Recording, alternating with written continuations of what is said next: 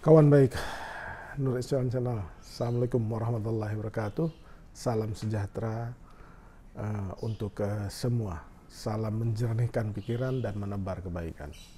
Kawan baik, Mas Anies sudah berkeliling ke berbagai tempat.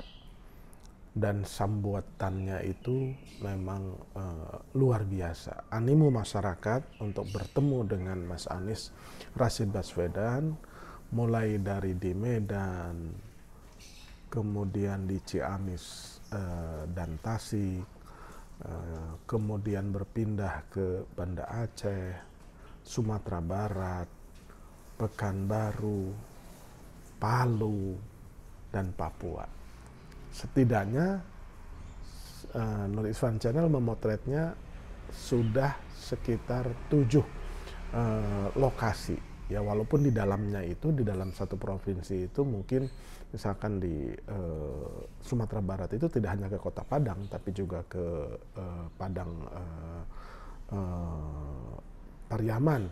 Nah, terakhir kemarin juga ke Makassar gitu. Makassar itu tidak hanya ke kota Makassar, ibu kota Sulawesi Selatan, tapi juga ke Pangkep. Nah, animo masyarakat menyambut Mas Anies ini sedemikian besar.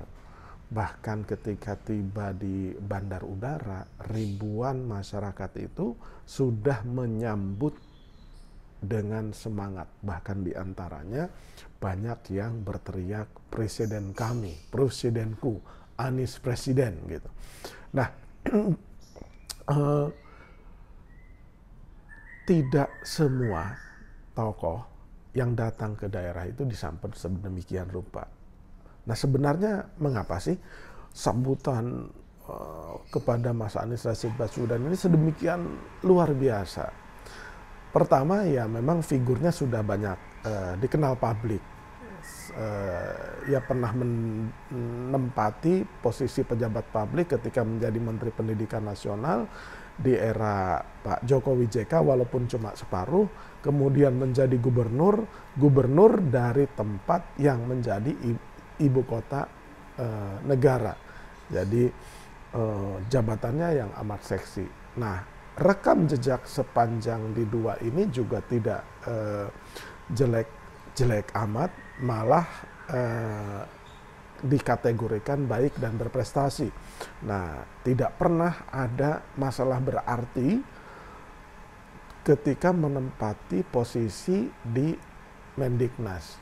Nah, ketika gubernur juga Mas Anies banyak menciptakan dan mendapatkan penghargaan-penghargaan baik dari pemerintah pusat, kementerian dan lembaga, maupun dari lembaga-lembaga swasta di Indonesia, pun juga dari lembaga-lembaga internasional.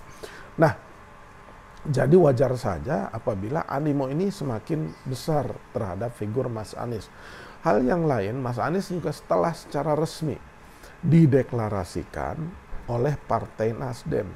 Deklarasi Partai Nasdem itu mengkonfirmasi ketokohan Mas Anies yang pantas dan tepat menjadi Presiden Republik Indonesia di 2024 dan tahun-tahun mendatang. Nah, kenapa saya menyebutnya Partai Nasdem itu mengkonfirmasi ketokohan? Karena sebelum itu, walaupun Mas Anies tidak melakukan gerakan yang masif seperti figur yang lain, mencalon-calonkan dirinya menjadi presiden atau menggerakkan organ relawannya. Nah, bahkan sejak 2019, Mas Anies itu digadang-gadang sebagai calon presiden, tapi kemudian menolak dan mempersilahkan Pak Prabowo, kira-kira begitu di 2019. Jadi namanya itu sudah terekam di partai politik maupun media massa maupun masyarakat luas. Nah, beberapa survei yang dilakukan setelah 2019 juga selalu menempatkan Mas Anies itu kalau tidak 3 besar, dia 5 besar sebagai figur potensial menjadi calon presiden. Jadi pertanyaannya lembaga survei itu, apabila ya kan, pemilu diselenggarakan hari ini, maka siapakah yang populer ya, dan elektabilitasnya tinggi. Nah, Mas Anies itu selalu di range 3 besar, gitu, menempati posisi di ketiga. Nah, jadi ketika Mas Anies resmi dideklarasikan oleh Partai Nasdem, meskipun belum mencukupi, nah gebrakan Partai Nasdem itu membuat Mas Anies langsung melejit keterkenalannya, kepopulerannya. Jadi wajar saja begitu disurvei pasca deklarasi Partai Nasdem, Mas Anies angka popularitas dan elektabilitasnya itu melesat.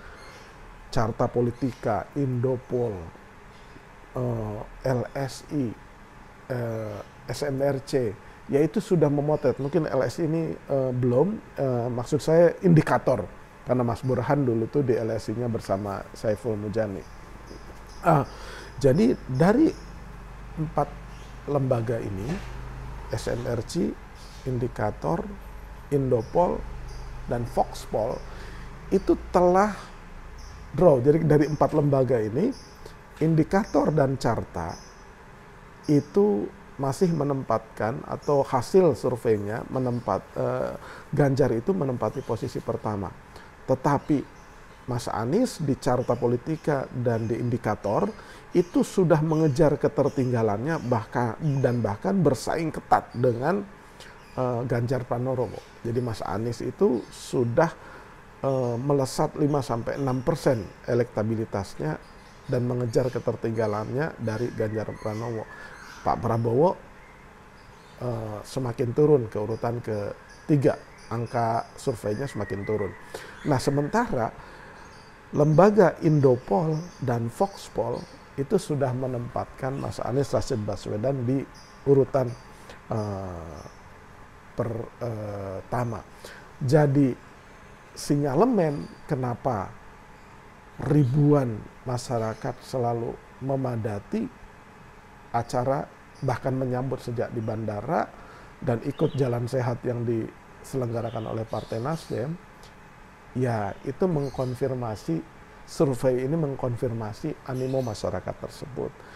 Jadi beberapa hal itulah yang kemudian membuat Mas Anies itu ditunggu kehadirannya. Memang ada banyak dinamika yang saya maksudkan itu, ada upaya-upaya untuk menolak dan mencegah kehadirannya. Tapi yakinlah bahwa ini adalah kehendak sejarah, jadi jangan dihalang-halangi. Kehendak sejarah itu dalam pengertian biarlah Mas Anies itu seperti figur yang lain menyapa ribuan para pendukung, simpatisan, relawan, aktivis partai yang sudah mendeklarasikan. Biar saja berkenalan sehingga mereka mengetahui persis Mas Anies Rashid Baswedan itu seperti apa. Jadi nggak perlu dihalang-halangi. Kira-kira itulah penyebab kenapa Mas Anies selalu dikepung oleh ribuan para penjemputnya dan para pendukungnya yang ingin bertemu langsung dengan idola pujaannya yang sedang digadang-gadang menjadi calon presiden di 2024. Demikian kawan baik. Jangan lupa subscribe, like, dan komen. Terima kasih.